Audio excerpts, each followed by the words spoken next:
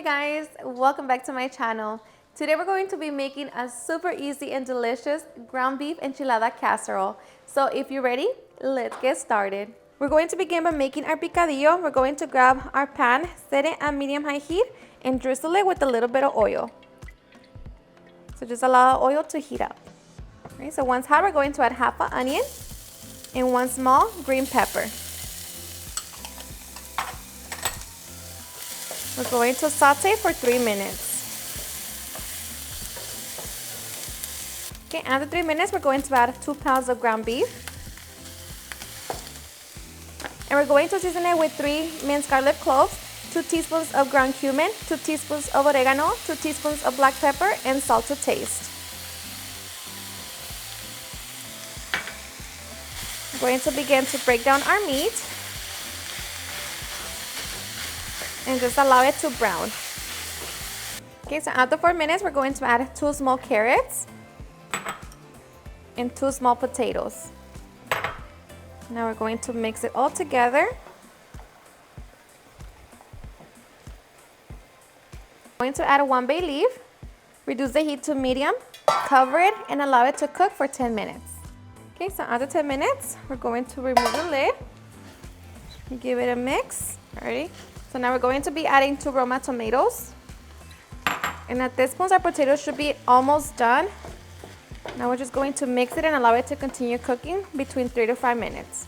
Okay, and after 3 minutes, our picadillo should be done. Of course, at this point, you want to check it for salt and see if you want to add it. And just check your potatoes and carrots. Make sure that they're nice and soft. As you can see, they're super soft. So this is done. So now we're just going to set it to the side so we can make our enchilada sauce. Okay, to make our enchilada sauce, we're going to be grabbing our small pot. We're going to be adding 8 New Mexico chile pods. Make sure that you clean them. Along with 5 chile de árbol.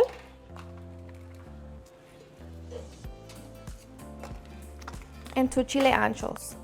We're going to cover them with water. Set it on high heat and bring it to a boil.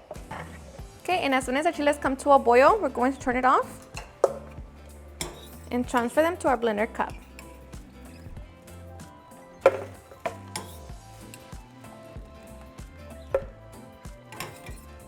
Okay, and once we have our chiles, now we can make our sauce.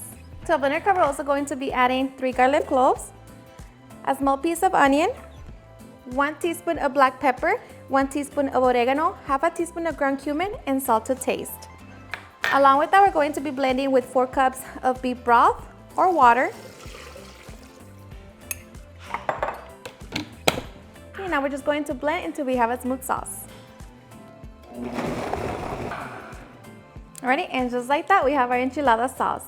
Okay, we're going to finish up our sauce, returning back to the same pot that we boil our chiles. Just make sure that you remove the water and dry it. We're going to set it to medium heat, and we're going to melt 3 tablespoons of butter.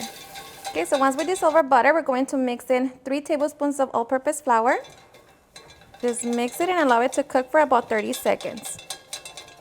Okay, and after 30 seconds, we're going to add enchilada sauce, and just make sure that you're whisking. Now we're just going to bring it to a simmer. All right, so once our enchiladas have come to a simmer, our sauce should have thickened up. At this point, it is done. So taste it for salt and see if you want to adjust it. But I'm just going to set it to the side so we can make our tortillas. Okay, so once the oil is hot, we're going to place our tortilla and lightly fry it for about 5 seconds. And the amount of tortillas will depend on the amount of layers that you're going to make on your casserole, as well as how big your baking dish is. Ready? And once we have our tortillas, we're going to preheat our oven to 400 degrees. Okay, so while we wait for our oven to preheat, we can get our casserole ready. So I'm going to begin by adding a little bit of the sauce on the bottom of a baking dish. Just spread it. Place the tortillas.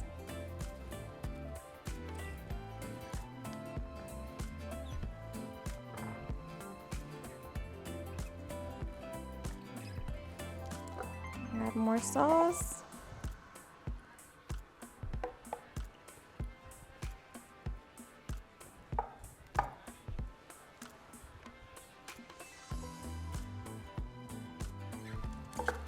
Okay, now we're going to grab our meat and just spread it nice and even.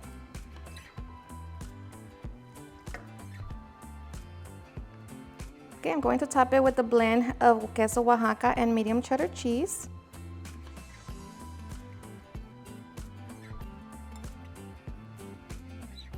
Okay, so for my next 2 layers, I'm going to be dipping my tortilla into the sauce. And just place it on top. And we're just going to repeat the process. Okay, so we're going to add another layer of meat. Okay, add more cheese. Okay, our last layer, dip the tortilla. Place it on top. Okay, and the last layer, we're just going to top it with cheese.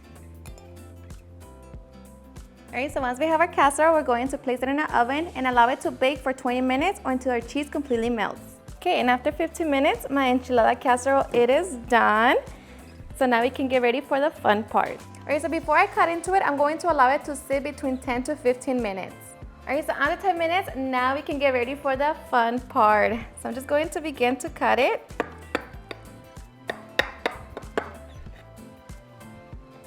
And of course, it's all going to depend on how big you want to cut them and how many you want to make out of it.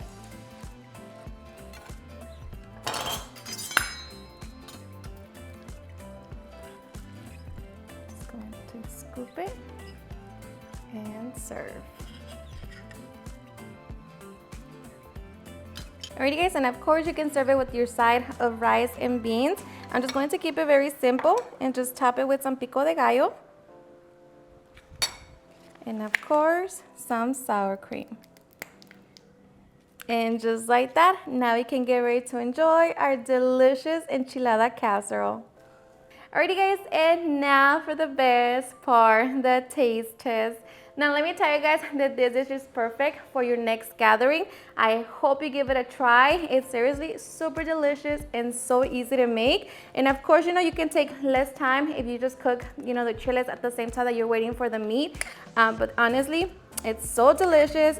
The only hard part is waiting, but I am so ready. You can tell you can serve it with your side of rice and beans, but for me this is already filling, so hope you give it a try. Cheers and enjoy.